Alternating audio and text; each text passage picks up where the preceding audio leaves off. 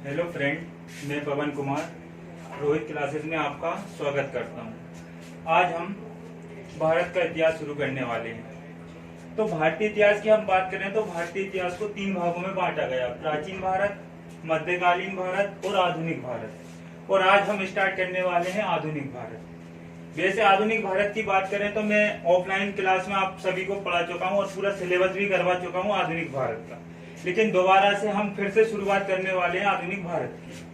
ठीक है, अब आधुनिक भारत को कैसे और किस तरीके से पढ़ना है वो भी मैं आपको बताऊंगा, कैसे आपको याद होगा वो सब मैं आज समझाऊंगा आपको। ठीक है, तो हम आधुनिक भारत में भी आज पढ़ेंगे तो उत्तर मुगल काल के बारे में पढ़ेंगे। उत्तर मुगल काल में कौन से शासक हुए, उनके समय में क्या हुआ क्या नहीं हुआ, मैं सब पूरा बताऊंगा आपको।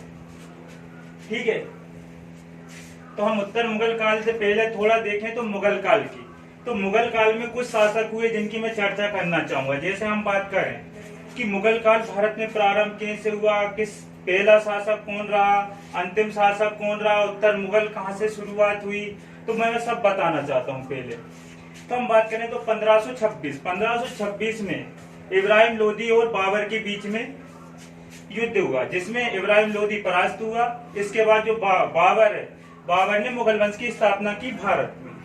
ठीक है, अब बाबर के बाद देखें तो बाबर के बाद उसका पुत्र हुमायूं गद्दी पे बैठा। हुमायूं के बाद हम बात करें तो अकबर आ गए। अकबर के बाद उसके पुत्र आ गए जहांगीर। जहांगीर की बात करें तो जहांगीर के बाद उसका पुत्र आ गया शाहजहां। और शाहजहां के बाद देखें तो हम आ गए औरंगजेब। ठीक है, लेकिन हम इन शासकों की बात करें तो ये शासक पूरे थे शक्तिशाली शासक, मतलब इनका पूरे भारत पे कंट्रोल रहा। लेकिन बाद के जो शासक थे, बाद के शासक जैसे उत्तर मुगल काल की हम बात करें तो इन शासकों का कंट्रोल जो है धीमा पड़ता गया। तो लोगों ने इसी का फायदा उठाया, लोगों ने उठाया, सरकार ने उठाया, अंग्रेजों ने उठाया और बाकी शासकों ने भी उठाया। ठीक है, अब देखते हैं कैसे उठाया, क्यों उठाया, तो वो मैं डिटेल में आपको बताना चाहता हूँ कैसे उठाया। हम बात करते हैं औरंगजेब की। तो औरंगजेब बात करें तो मुगल काल का अंतिम शक्तिशाली शासक था। अब अंतिम शक्तिशाली शासक था और बात करें तो थोड़ा ऐसा जैसे मजहब की बात करें तो मजहब को भी बहुत ज्यादा मानता था। ठीक है, तो औरंगजेब के बाद के जो शासक आए, जैसे औरंगजेब के भी 3 पुत्र थे। औरंगजेब के पुत्र थे 3, एक मुअज्जम, ठीक है, एक आजम और एक कामबख्श। ठीक है, तो 1707 में जब औरंगजेब की मृत्यु हुई तो मृत्यु होने के बाद क्या हुआ कि उनके जो तीनों पुत्र थे, आजम, कामबख्श और मुअज्जम, तो उनको गद्दी के लिए उनमें सभी में क्या हो गया, आपसी युद्ध होने लगे। अब आपसी युद्ध होने लगे तो अब ऐसा तो है नहीं कि तीनों गद्दी पर बैठ जाएं। ठीक है, और औरंगजेब चाहता भी यही था कि उनके जो पुत्र थे, अलग अलग पुत्र अलग अलग जगह पर राज करें। लेकिन जो गद्दी का, जैसे जो दिल्ली की गद्दी के लिए जो लड़ाई होना था, तो वो सभी यही चाहते कि दिल्ली की गद्दी पर हम ही बैठे। ठीक है, और इसी के लिए लड़ाई शुरू हुई। ठीक है, तो हम बात करें मुअज्जम, आजम और कामबख्श, इन तीनों में लड़ाइयां शुरू हुई। ठीक है, तो इन तीनों में लड़ाइयां शुरू हुई, तो उन लड़ाइयों में जैसे आजम को और हम बात करें कामबख्श को तो मुअज्जम ने हरा दिया और इसके बाद दिल्ली की सत्ता पर हासिल, मतलब दिल्ली की सत्ता हासिल कर ली और दिल्ली की गद्दी पर बैठा। इसके बाद जो भी धीरे धीरे जो शासक आते गए, उन सभी शासकों की हम आज चर्चा करने वाले हैं। ठीक है, तो कौन कौन से शासक आए, कौन किसने, मतलब उत्तर मुगल काल का पहला शासक कौन था, उत्तर मुगल काल का अंतिम शासक कौन था, उनके क्या कार्यकाल थे, वो सभी देखेंगे। तो हम बात करें तो सबसे प्रथम शासक उत्तर मुगल काल की बात करें तो ये मुअज्जम था। मुअज्जम, जिसको बहादुर शाह प्रथम के नाम से भी जाना जाता है, जिसका कार्यकाल हम देखेंगे 1707 से 1712। नेक्स्ट बात करें तो जहांदर शाह मात्र ज्यादा समय इसने शासन नहीं किया, केवल 1712 से लेकर 1713। इसके बाद जो आया अगला शासक वो था फर्रुखसियर। ठीक है, फर्रुखसियर 1713 से 1719 तक शासक रहा। इसको घृणित कायर भी कहा जाता है। ठीक है, इसके बाद हम देखें तो रफीउद्दर्जात 1719, इसने भी ज्यादा समय शासन नहीं किया। इसके बाद आ गया रफीउद्दौला। ठीक है, फिर मोहम्मद शाह 1719 से 1748, इसे रंगीला बादशाह भी कहा जाता है और इसका मूल नाम हम देखें तो रोशन अख्तर था। ठीक है, इसके बाद आ गया हमारा अहमद शाह के बाद आ गया तो हमारा आलमगीर सेकंड। आलमगीर सेकंड के बाद हो गए शाह आलम द्वितीय, फिर अकबर और बहादुर शाह सेकंड। ठीक है, तो हम इनका कार्यकाल इसलिए देखेंगे क्योंकि कार्यकाल से जब भी हम इतिहास को देखते हैं तो हमको कार्यकाल याद होता है, तो लगभग हम बता देते हैं यार इसके समय पे ये घटना हुई थी। और कार्यकाल याद नहीं होता तो फिर समझना क्या, इतिहास में सभी चीजें और हर व्यक्ति 100% चीज तो याद रख नहीं सकता, लेकिन कुछ कार्यकाल और कुछ समय के हमें पता है कि इस समय ये कार्यकाल में ये मोहम्मद शाह इस समय शासक रहा था, तो मोहम्मद शाह के समय पे लगभग ये घटना हुई थी, हमें पता है। तो मतलब हम आसानी से, जैसे हमको याद भी नहीं है तो वहां तक हम आंसर तक पहुंच जाते हैं। ठीक है, तो अब हम बात करेंगे सबसे पहले शासक के बाद पहले मुअज्जम के बारे में। ठीक है,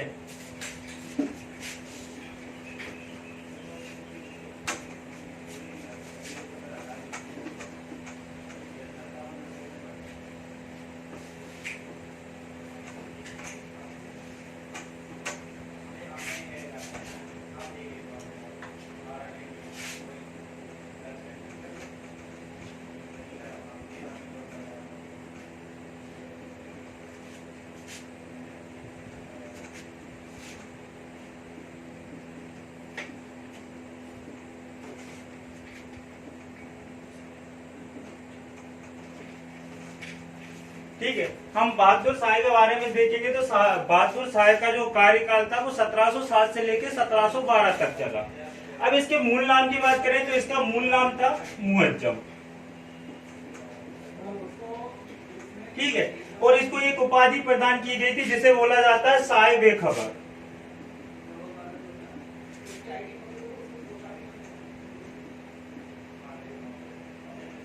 शाह बेखबर, इसके भी दो भाई थे,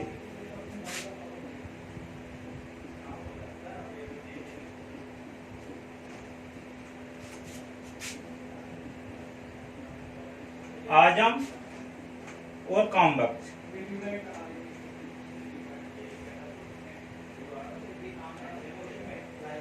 ठीक है, अब जब दो भाई थे इसके, किसके, बहादुर शाह प्रथम के, तो इसको भी मिलाकर ये हो जाते तीनों, और गद्दी तो एक ही है। मतलब ये है कि सत्ता एक है और तीन उसके चाहने वाले हैं, तो फिर तो लड़ाई तो हो नहीं है। तो इसीलिए बहादुर शाह, आजम और कामबख्श, इन तीनों के बीच कई बार छोटी लड़ाइयां हुई, फिर बड़ी हुई है। तो हम इसमें देखेंगे कौन सी लड़ाई के बाद जो गद्दी पर बहादुर शाह प्रथम बैठे। तो आजम और मुअज्जम की बात करें,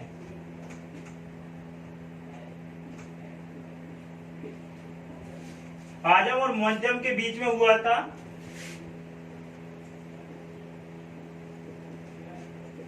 जजाऊ का युद्ध।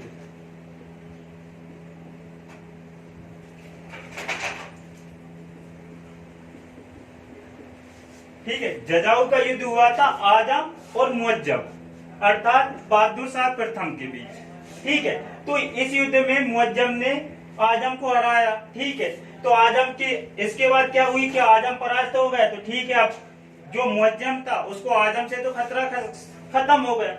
अब बात करें दूसरा भाई कामबख्श। अब कामबख्श और फिर मुअज्जम के बीच दूसरा युद्ध हुआ, जिसकी बात करें हम बीजापुर का युद्ध।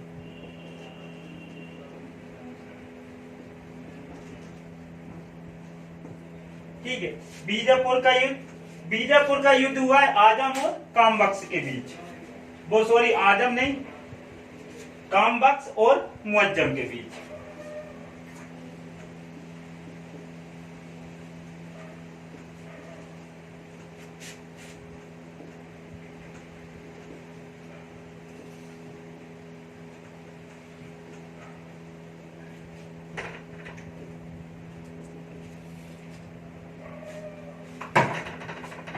ठीक है, अब कामबख्श और मुअज्जम के बीच कौन सा युद्ध हुआ? बीजापुर। ये युद्ध भी हुआ 1707 में। अब बात करें, देखो मुअज्जम ने आजम को भी हरा दिया, ठीक है, और कामबख्श को भी हरा दिया। तो अब दिल्ली की सत्ता, मतलब दिल्ली की सत्ता के लिए अब कोई भी दावेदार नहीं है। अब कोई भी दावेदार नहीं है तो मतलब मुअज्जम दिल्ली की सत्ता पर बैठ चुका है। अब दिल्ली की सत्ता पर बैठ चुका, लेकिन ऐसा तो नहीं है कि मुअज्जम अकेले ने इन सभी का सामना कर लिया होगा। तो मुअज्जम का भी साथ दिया था। तो साथ हम बात करें तो साथ इनका दिया था गुरु गोविंद सिंह जी ने। ठीक है,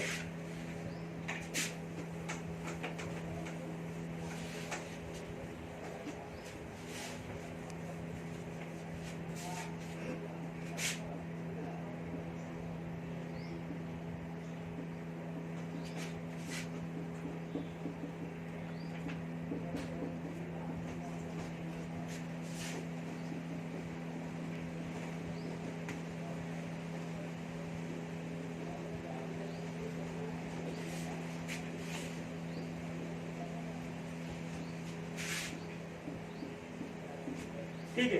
तो हम बात करें जजाऊ का युद्ध और बीजापुर का युद्ध, इन दोनों युद्ध में इनका जो मुअज्जम का सहयोग किया था गुरु गोविंद सिंह जी ने किया था। अब गुरु गोविंद सिंह की बात करें तो गुरु गोविंद सिंह जी जो है वो सिख धर्म के हम बात करें अंतिम और 10वें गुरु थे। ठीक है, इनकी मृत्यु के बाद जो है कि फिर जो गुरु पद था वो समाप्त हो जाता है। इसके बाद भी ऐसे इनके शिष्य आते हैं, गुरु गोविंद सिंह के भी शिष्य आते हैं, जिनके बारे में भी हम आगे पढ़ेंगे। लक्ष्मण दास जिनको कि बंदा बहादुर के नाम से जाना जाता है। ठीक है, अब बहादुर शाह प्रथम की एक बात करें तो ये सहिष्णु मतलब सहनशील शासक था।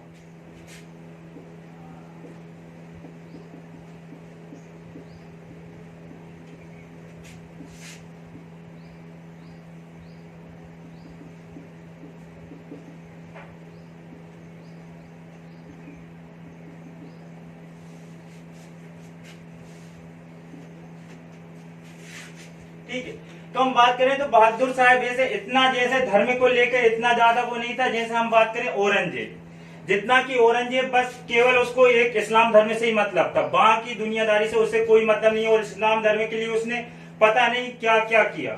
लेकिन बात करें तो बहादुर शाह प्रथम, हाँ ये भी इस्लाम धर्म से ही संबंधित है, लेकिन बाकी धर्म के लिए उसने इतनी ज्यादा कड़ी नीति नहीं अपनाई थी, जो कि हम बात करें तो औरंगजेब ने अपनाई थी। और वो हम पढ़ेंगे मध्यकालीन भारत में कि जो औरंगजेब है उसने क्या क्या करवाया, क्या किया।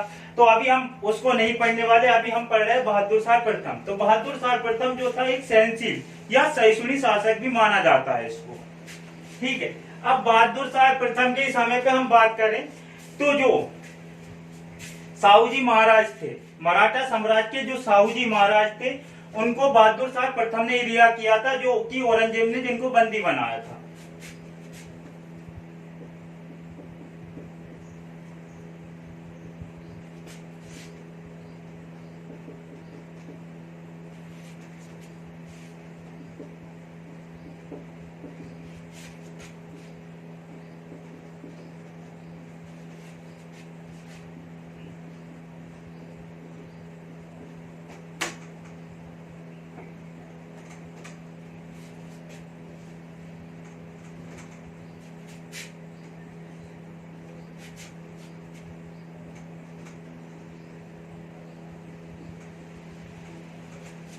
ठीक है, इसके बाद बात करते हैं तो बहादुर शाह की मृत्यु हो गई। बहादुर शाह की मृत्यु हो गई तो इसके बाद हम बात करें तो अगला शासक जो आए वो थे जहांगीर शाह।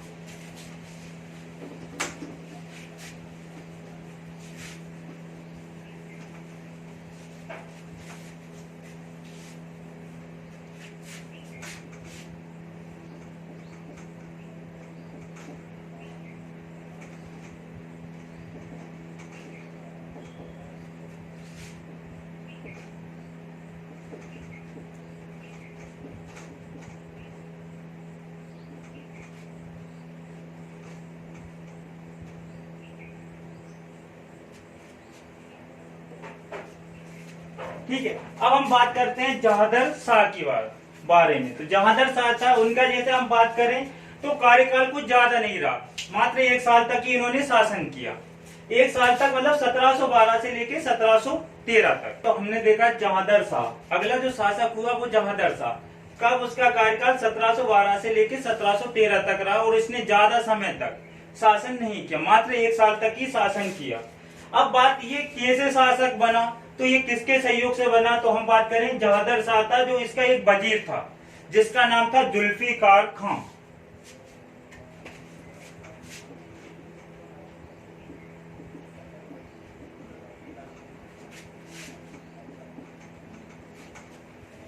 ठीक है। तो जहांगीर शाह जो था, जो शासक बनाने में इसकी मदद की थी, किसने की थी? तो जुल्फिकार खां, जो कि इसका क्या था?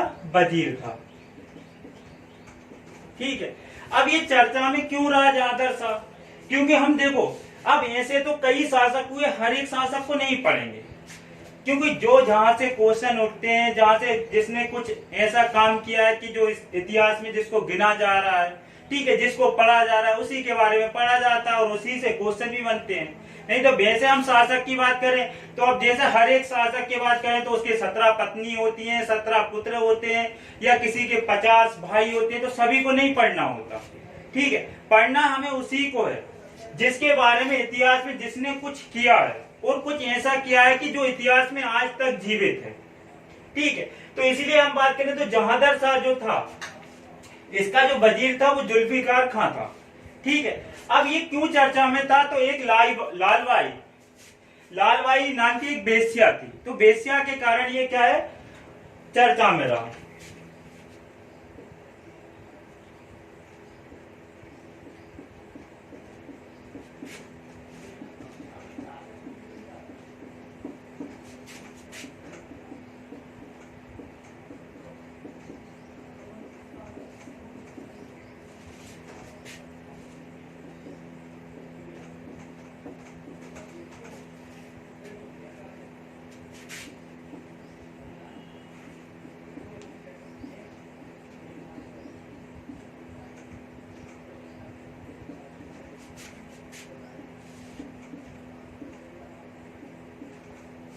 ठीक है, तो जो जहांगीर शाह था, वो जहांगीर शाह अपने कार्यकाल के दौरान हम बात करें तो लालबाई बेश्या के कारण चर्चा में रहा था।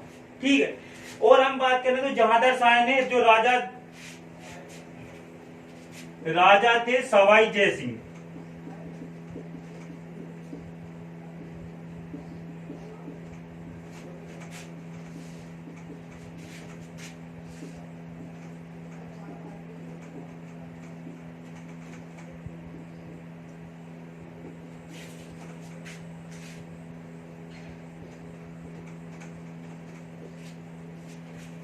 ठीक है, तो जहांगीर शाह ने राजा सवाई जय सिंह को मिर्जा की उपाधि भी प्रदान की थी। ठीक है, और हम बात करें तो जहांगीर शाह को लंपट मूर्ति भी कहा जाता है।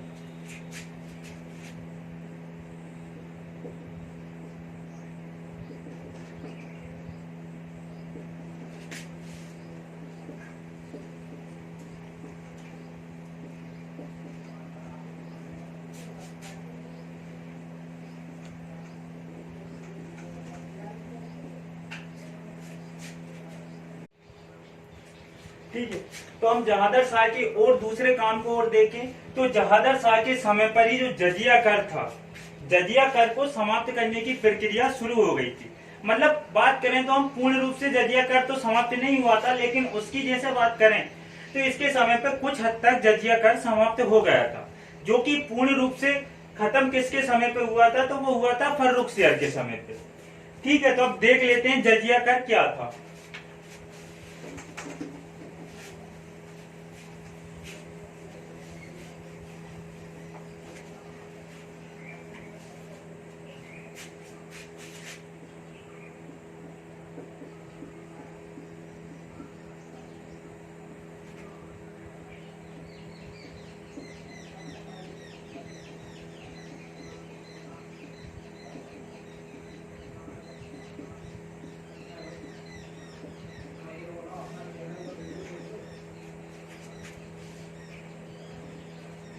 ठीक है, तो हम बात करते हैं जजिया कर। तो जजिया कर हम देखें तो एक गैर धार्मिक कर था। गैर धार्मिक कर मतलब कि जैसे हम जहांगीर शाह के बारे में बात कर रहे हैं, तो जहांगीर शाह किस धर्म से संबंधित था? तो इस्लाम धर्म से संबंधित था। अब इस्लाम धर्म के अलावा उसके लिए बाकी धर्म, जैसे हम बात करें हिंदू, सिख, ईसाई और जितने भी धर्म है, उसके लिए तो क्या है? ये गैर धार्मिक, मतलब गैर धर्म दूसरे का धर्म है। ठीक है, तो इसीलिए इस कर को जो जजिया कर है, इसको क्या कहा जाता था? गैर धार्मिक कर। मतलब इस्लाम धर्म को छोड़कर बाकी धर्मों पर लगाया जाने वाले कर को बोला जाता था जजिया कर। ठीक है, और जजिया कर की हम बात करें तो बहुत पहले से हम बात करें तो ये मोहम्मद कासिम के समय पे शुरुआत हो गई थी और उसके बाद कई शासकों ने इसको शुरू किया, कई शासकों ने बंद किया। तो वो हम पहले जो मध्यकालीन भारत पढ़ेंगे उसमें देखेंगे कब इसकी शुरुआत हुई, कब इसको बंद किया गया। लेकिन हम बात करें जहादर शाह के, तो जहादर शाह के समय पर ये कुछ समय, मतलब बात करें तो पूरी तरीके से तो जजिया कर समाप्त नहीं हुआ था, लेकिन कुछ हद तक बात देखें तो समाप्त हो गया था। ठीक है, तो अब बात आती है कि जहादर शाह के समय पर जजिया कर को समाप्त किया गया, लेकिन पूर्ण रूप से नहीं। ठीक है, अब इसके बाद हम बात करें तो जजिया कर समाप्त कर किया इसने। ठीक है, इसके बाद जो जहादर शाह था, जहादर शाह को मतलब इसकी मृत्यु में देखें तो किसके समय पर इसकी मृत्यु हुई और किसने इसकी मृत्यु करवाई, क्यों करवाई। तो बात क्या थी कि जहादर शाह था। अब जहादर शाह के समय पर दो भाई हुआ करते थे जिनको कहा जाता था सैयद बंधु। ठीक है, अब सैयद बंधु ऐसे व्यक्ति थे जिनको अपनी बात, हर राजा से अपनी बात मनवाना होती थी। अब जो राजा जब तक बात मानता उसकी तब तक तो कुछ ही नहीं है, लेकिन जैसे ही उसने मानना बंद कर दिया कि ठीक है जहादर शाह के दरबार में दो भाई है सैयद बंधु। अब क्या है, जब तक जहादर शाह उन दोनों भाइयों की मान रहा है तो जहादर शाह उसकी नजरों में अच्छे हैं, और जब जहादर शाह ने उनकी बात मानना बंद किया तो इसके बाद उसका कोई रोल नहीं है।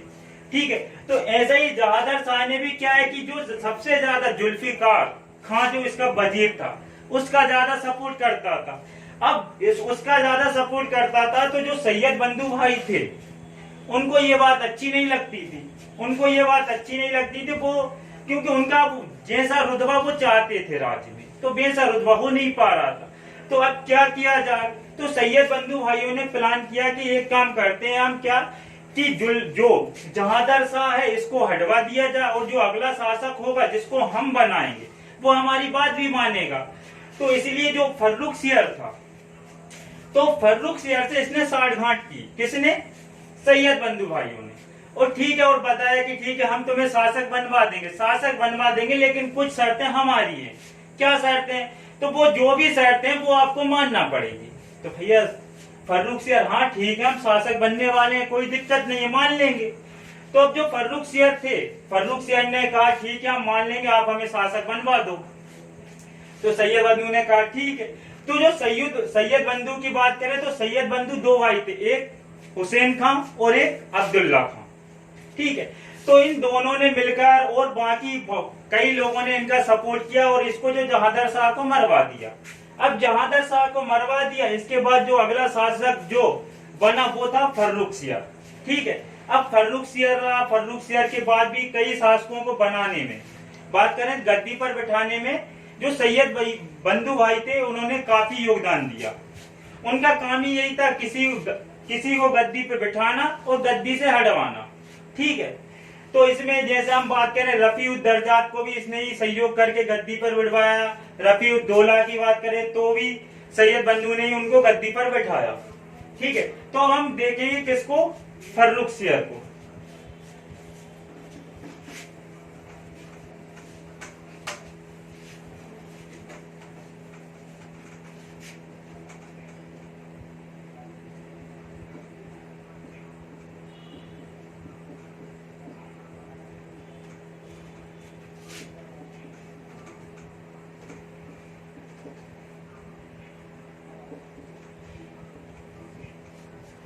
ठीक है, जो अगला शासक हुआ वो कौन थे, फर्रुख सियर का कार्यकाल रहा था 1713 से लेके 1719 तक।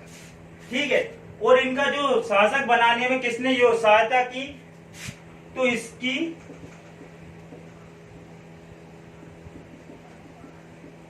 इसकी सहायता किसने की, सैयद बंधुओं ने।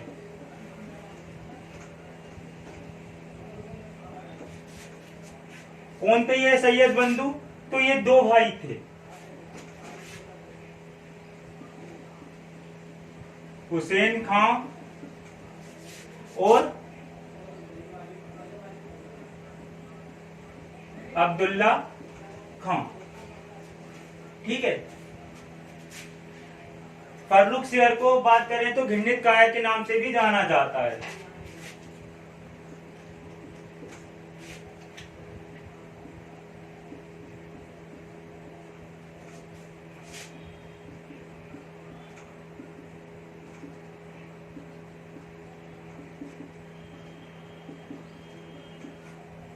ठीक है। अब फर्रुख सियर के समय पर ही एक दस्तक बात करें तो शाही फरमान जारी किया गया था। किसके लिए? तो ईस्ट इंडिया कंपनी के लिए। ठीक है। अब ईस्ट इंडिया कंपनी क्या है, ये कैसे भारत में आई, तो मैं यूरोपियन कंपनी के बारे में जब भी पढ़ाऊंगा तो पूरी उनकी हिस्ट्री बताऊंगा कि कैसे आए, किसके समय पे आए, कैसे उन्होंने हमारे देश को लूटा, कैसे व्यापार किया देश में, तो वो सब। ठीक है। तो हम बात करें तो फर्रुख सियर के समय पे ही एक शाही फरमान जारी किया गया 1717 में।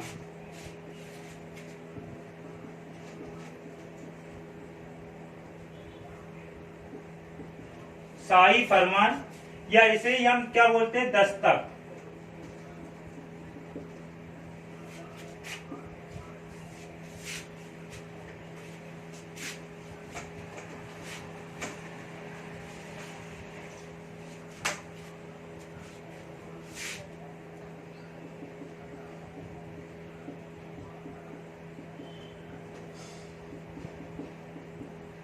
ठीक है। शाही फरमान 1717 ये किसके लिए जारी किया गया था? तो ये ईस्ट इंडिया कंपनी के लिए जारी किया गया था।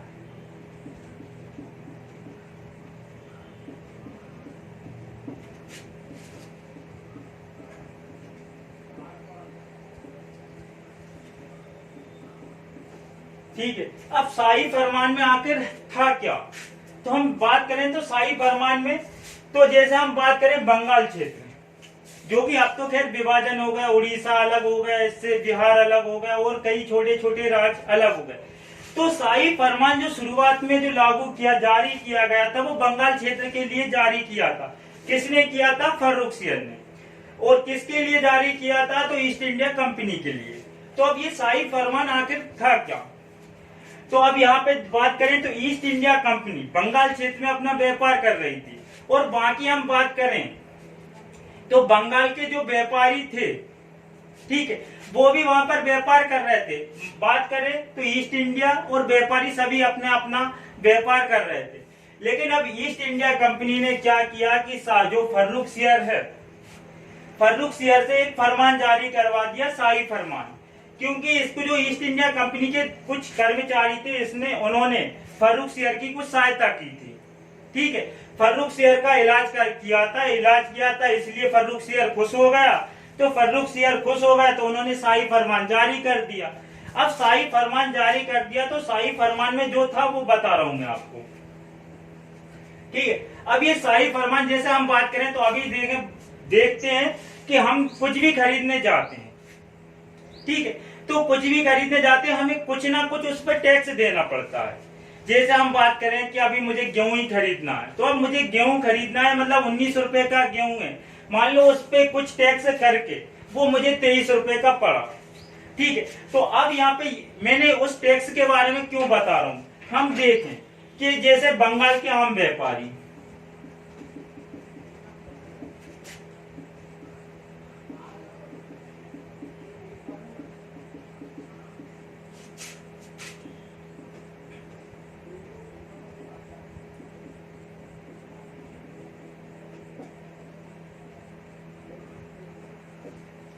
ठीक है।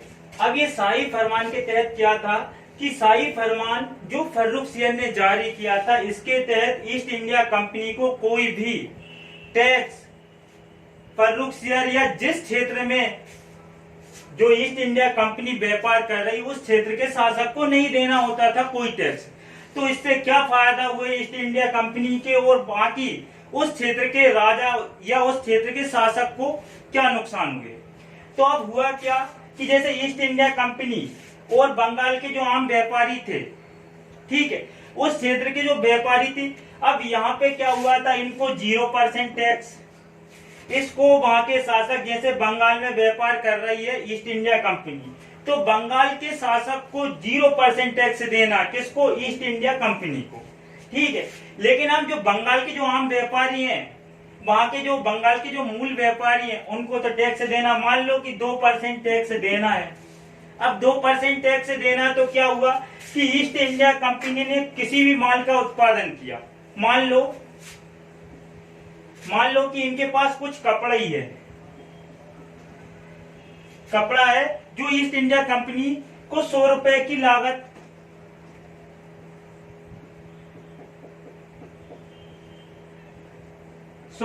लागत, में मिला। ठीक है, 100 रुपए की लागत में मिला और ईस्ट इंडिया कंपनी ने इसको बेच दिया 150 रुपए में। ठीक है, अब यहाँ बंगाल के जो आम व्यापारी हैं, इनको भी ये कपड़ा पड़ा 100 रुपए में। ठीक है, बंगाल के जो आम व्यापारी हैं इनको भी ये कपड़ा पड़ रहा है 100 रुपए में। ठीक है, अब ये क्या है कि जो बंगाल के जो व्यापारी हैं इन पर क्या है, टैक्स लग रहा है। कितना लग रहा है? 2%। तो अब ये बेचना चाह रहा है। ठीक है, ये इसने बेच दिया था 150 में, लेकिन अब ये क्या है कि 150 में ठीक है कि इनको लाभ मिल रहा है, लेकिन अब ये इसको बेचना पड़ेगा कम से कम, हम बात करें तो 100 रुपए का 2% देके तो 2 रुपए। तो हम बात करें 152 रुपए में, 152 रुपए में इसको बेचना होगा।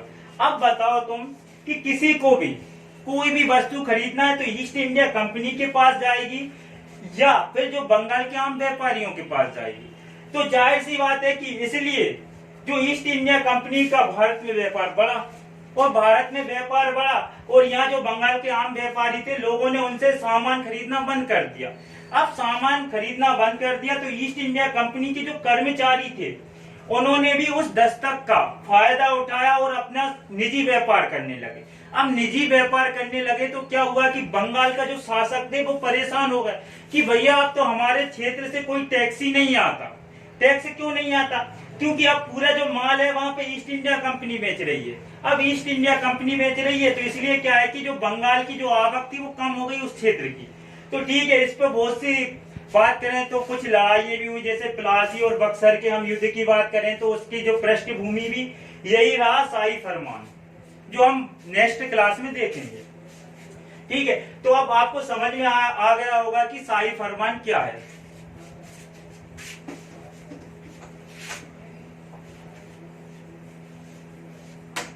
ठीक है, फर्रुखसियर के समय पे मैंने अभी कुछ देर पहले बताया था आपको कि लक्ष्मण दास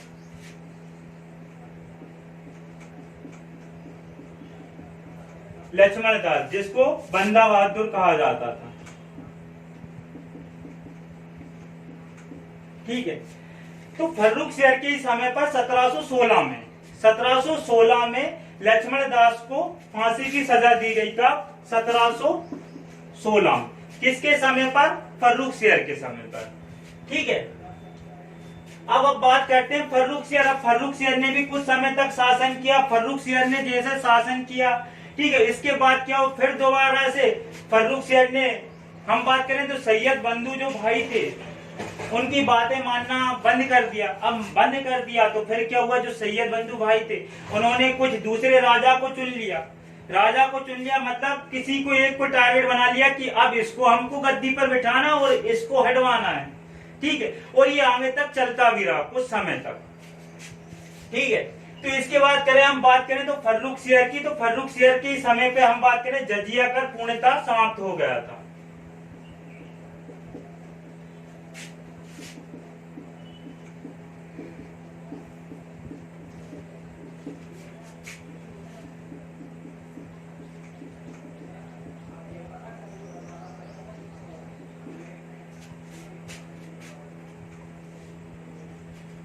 ठीक है, अब बात करें फर्रुखसियर, तो फर्रुखसियर ने ही जो राजा जयसिंह थे, राजा जयसिंह को सवाई की उपाधि प्रदान की थी।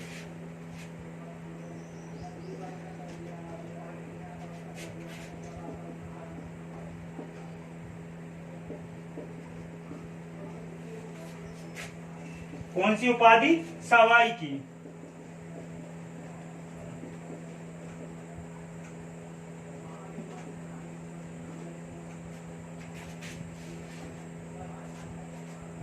ठीक है, तो अब फर्रुखसियर के बाद जो नेक्स्ट शासक थे वो थे रफीउद्दर्जात। तो रफीउद्दर्जात ने ज्यादा समय तक शासन नहीं किया। रफीउद्दर्जात, उसके बाद आ गए रफीउद्दौला। तो इन दोनों ने ही शासन किया, केवल मात्र कुछ महीने तक ही किया। तो इनके ऐसे कुछ कार्य भी नहीं है कि हम उनके बारे में कुछ डिटेल से पढ़ा जाए। ठीक है, तो बस केवल आपको उनके कार्यकाल याद रखना है।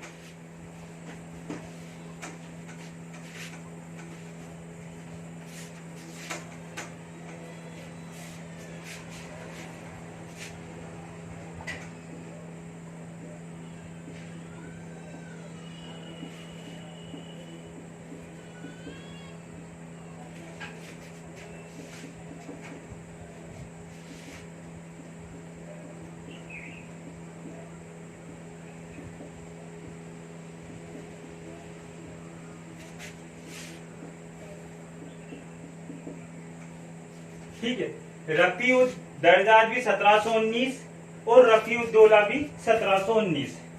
ठीक है, जो भी स्टूडेंट इस क्लास को देख रहा है उससे निवेदन है कि जो भी देख रहा है वो सभी इस वीडियो को शेयर करें, लाइक करें और सब्सक्राइब करें। ठीक है, और जल्दी हमारे 1000 सब्सक्राइब होने वाले हैं। तो इसके बाद क्या होगा कि जो ऑनलाइन क्लास स्टार्ट हो जाएंगी तो ज्यादा, जैसे अभी कुछ वीडियो क्वालिटी भी ऐसा है कि आप जो कमेंट होते हैं तो तुरंत हम उसका रिप्लाई भी नहीं कर पाते, तो वो सभी का जैसे ही ऑनलाइन क्लास स्टार्ट हो जाएंगी उस दिन से आपके जो भी डाउट होंगे वो कमेंट में तुरंत देखे जाएंगे और तो आपके जो कमेंट का जो भी है तुरंत जवाब दिया जाएगा। ठीक है, तो अगली जो भी है, जो नेक्स्ट क्लास में हम जितने भी शासक हैं उनके बारे में पढ़ेंगे। ठीक है, धन्यवाद।